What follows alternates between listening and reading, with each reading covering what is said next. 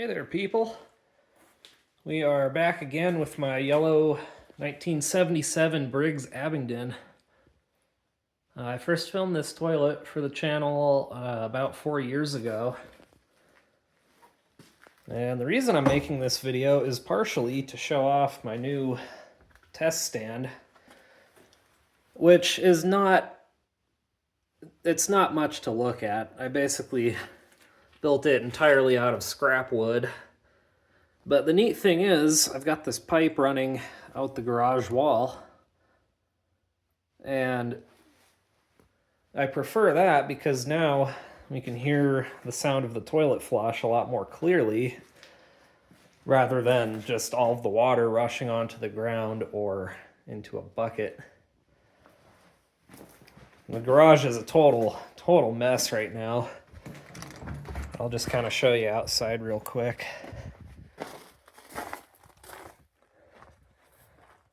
See, the pipe just comes out the wall and floods out the ground here.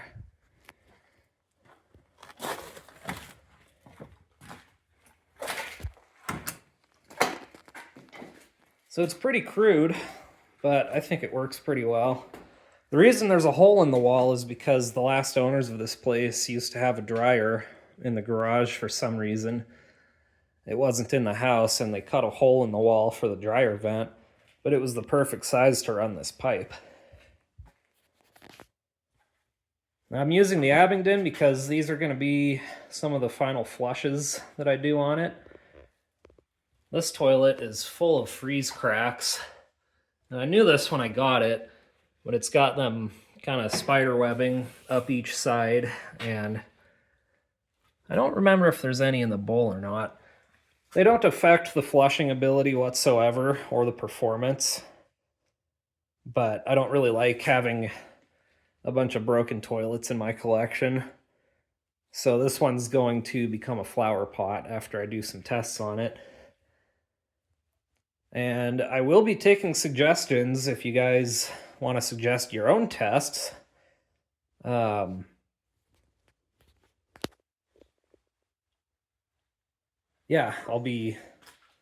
I'm open to suggestions, just nothing ridiculous. I'm not gonna like waste 100 feet of toilet paper or try to flush something that won't fit, but so, you know, just keep your suggestions within reason. But here's a flush, and it is set to the water line using the original handle and an older water-saving flapper and an old fluid master fill valve that doesn't work right.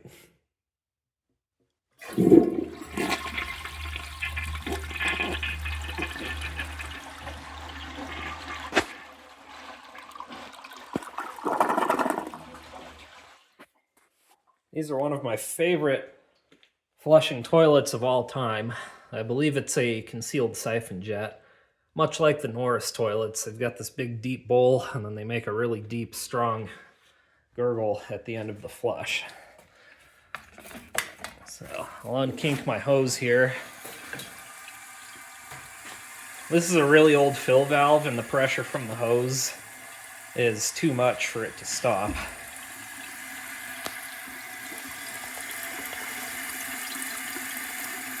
Also, I'm on well water, so all of this is silt that comes out of the well. So if the water looks a little bit cloudy, that's why. And it's kind of unfortunate because I won't be able to do an accurate dirt test, but you know, maybe at some point I could do a dye test for you guys.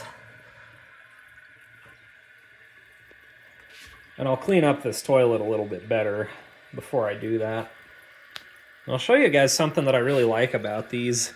You can make them flush with like barely any water. I'll kind of demonstrate that here.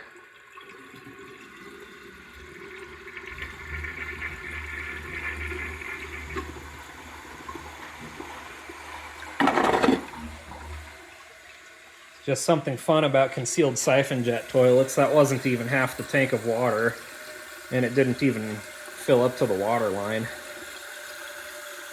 Now I'll show you guys a flush on an overfilled tank and holding the handle down.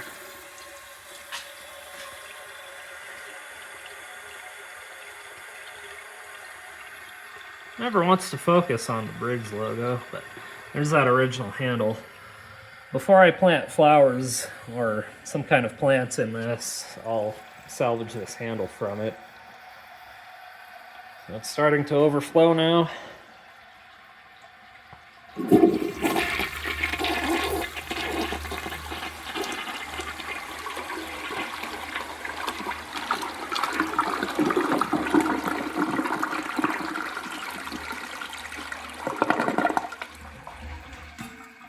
Awesome. So now I've got a few different rags that I'm going to try out.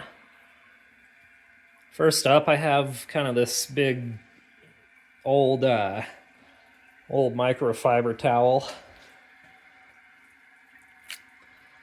It should take that no problem. And I'll pause the video and come back when the tank is done filling. Okay, the tank's almost full.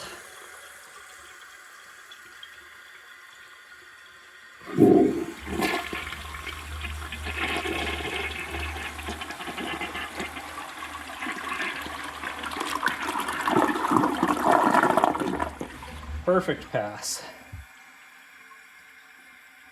The only disadvantage to this setup is that now I have to go outside to retrieve everything that I flush, but that's okay. It's not like I do flush tests very often anyways. So next up I've got, I don't know what you'd call this. I guess it's kind of between the size of a regular washcloth and a dish towel. So I'm gonna let this soak into the water a little bit, just to give it a better chance. I don't have high hopes for this.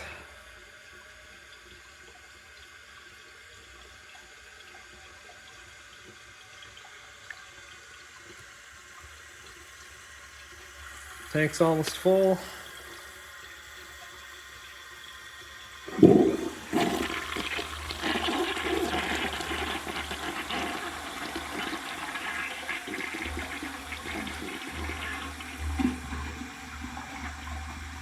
That's about what I expected.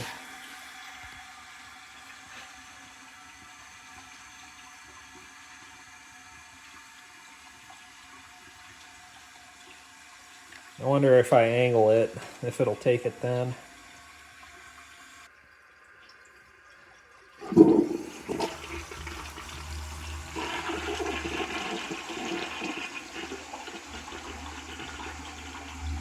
Dang.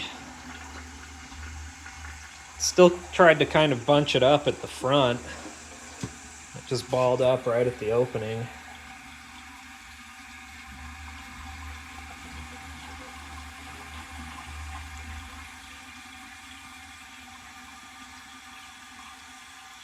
It's not even trying.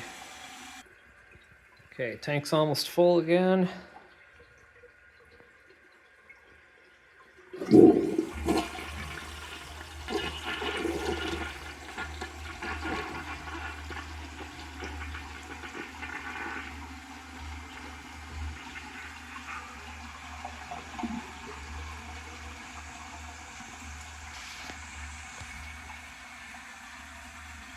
Well, it's moving ever so slightly.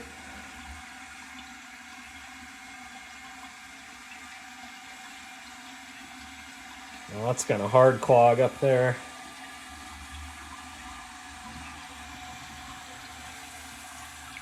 Well, I don't think that has any chance. So next up, let's try an even bigger rag. This one's thinner though, so it might have a chance. Okay, tank's full.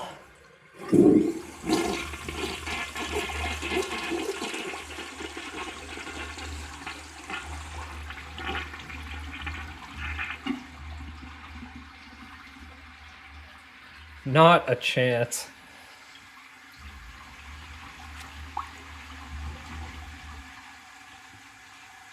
It's weird. Usually toilets siphon out when you do that to them, but I guess this one just doesn't want to. So I'll try one more flush, and then if it doesn't take it after this, we will move on to some grocery bags.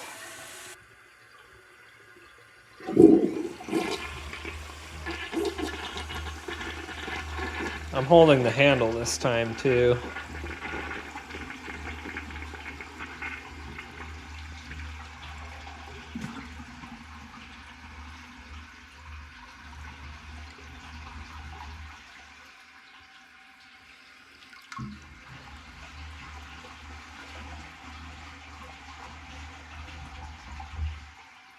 It seemed like it wanted to siphon, but ends up stopping short. So anyways, next I'll try both a regular grocery bag and a West Coast grocery bag. Some of you might be asking me, what in the world is a West Coast grocery bag? That's just what I call these. So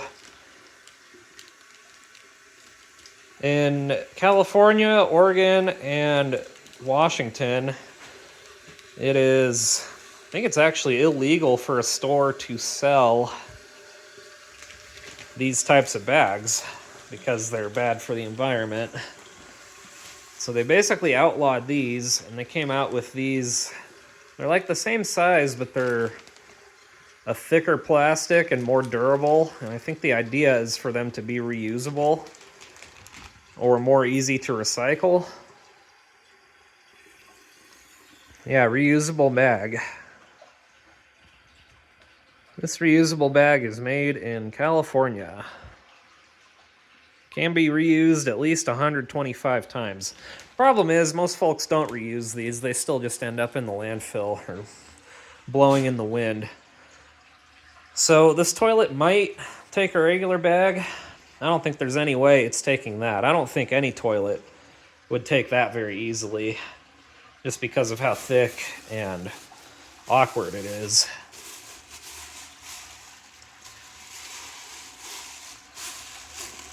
So let's try a regular grocery bag first.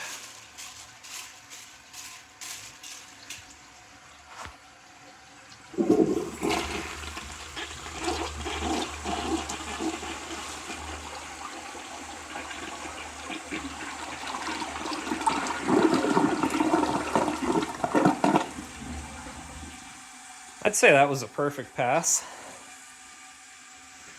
Now, West Coast grocery bag. This is going to be interesting. Actually, I take that back. I don't think this is going to be interesting. I think it's just going to hard clog.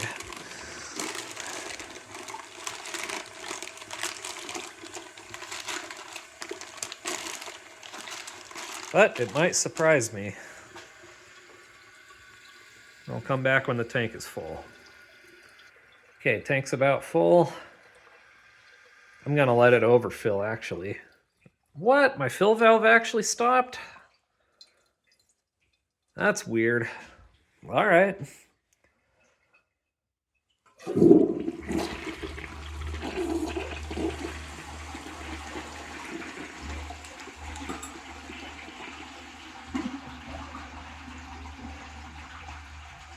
Yeah, I don't think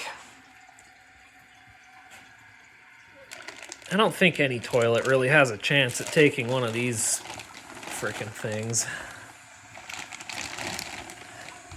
Maybe an antique low tank toilet of some sort with a monstrous trapway, but I can't think of any close coupled toilet that would even have a chance passing that. So anyways, I hope y'all enjoyed this video. Like I said earlier, I will be taking requests for flush tests for this toilet before I put plants in it. And yeah, thanks for watching. Consider subscribing, and see you in the next video.